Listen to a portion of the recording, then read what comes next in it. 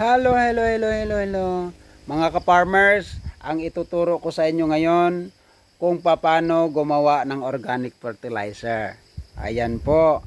Ang akin pong ituturo sa inyo ay particular kung paano gumawa ng GDAM Micro Solution. Yan. Yung GDAM Micro Solution po, organic fertilizer using GDAM Micro Solution ay ina-apply po yan para sa lahat po ng mga pananim. Ayan po. Kung gusto mong i-apply sa mga prutas, sa gulay, sa palay, sa mais, sa mga root crops, ay kumpletong fertilizer po yan yung micro solution at napakadaling gawin. Ito po yung sekreto ng mga ka-farmers na gusto kong maituro sa inyo sa madaling paraan na ma-impart sa inyo yung knowledge. Dalian ko lang po pag-discuss sa inyo at sundan nyo para makuha nyo kaagad. Ano ba ang mga ingredients na napapaloob dito sa GDAM Micro Solution na tinatawag? Ito ay organic fertilizer using spray. Ina-spray po ito. Ayan. Ang una nyo pong gawin, maghanap kayo sa palibot ninyo sa inyong bahay o kung meron kayong container, yung empty container, o mas kung gusto ninyo ng malakihan, meron kayong drum na empty.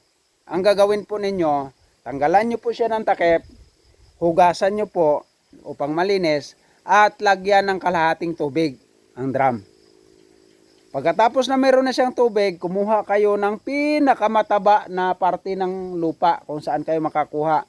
Kung hindi, may mga tae ng bulati, pwede yon. Mga 2 kilo.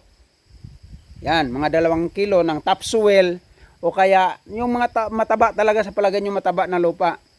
2 kilo na topsoil o kaya ay tae ng bulati. Ayan.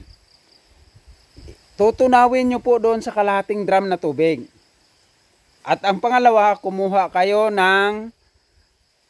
humukay kayo nung bahay ng anay. At kung makakuha kayo yung parang comb doon, parang akala mo yung honeycomb, doon sa loob na maliit ng ganon, marami yan sa loob. Kumuha kayo ng isang dakot at tutunawin nyo rin doon sa loob ng drum.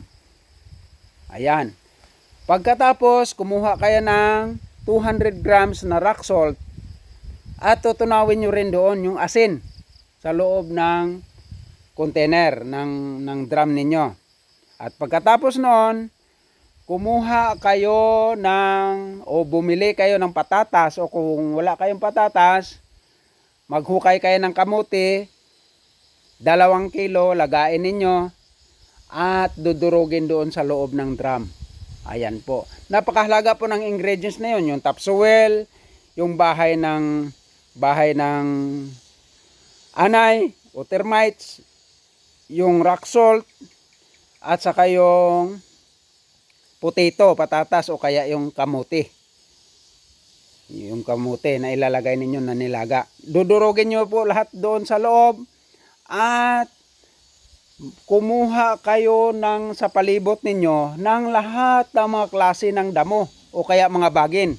Yung mga green dyan na palibot sa inyo, o kung nag-grass cutter kayo, yung mga nag-grass cutter na bagong fresh na mga nag-grass cutter, natatabas na mga damo, itatambak nyo po doon sa loob ng drum lahat. Ayan. Kung meron kayong mga repellent na para sa insecticide at saka pesticide, yung mga kagawa ng kakawati, yung ano-ano mga pwedeng i-repel na mga dahon, ihahalo nyo na doon hanggang sa mapuno yung drum ng mga damo at magpantay ang tubig. Ibabaon at hukayin niyo lahat. Pagkatapos noon, isi-sealed po yon yung drum. Tatakpan nyo po ng plastic cellophane at tatalian ng guma para hindi siya magsingaw. And after 15 days, yon ang inyong na-formulate yung GDAM Micro Solution. Pwede nang gamitin. Pwede nang i-spray kahit sa mga tanim. Gagamit na yung inyong fertilizer na yon.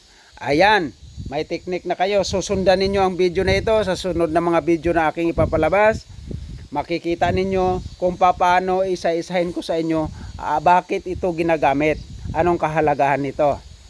Ayan, sundan po ninyo ang lahat ng aking mga video, mga ka-farmers. Napakahalaga po nito. Wala na po tayong paraan para mag-aral. Wala na po tayong panahon para mag-aral.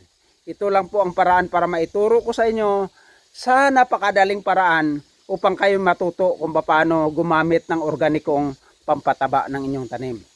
Maraming salamat po at mananatili sa Diyos ang lahat ng karangalan at kapurihan magpakailan-kailanman. Bye-bye! Sa susunod na video, abangan!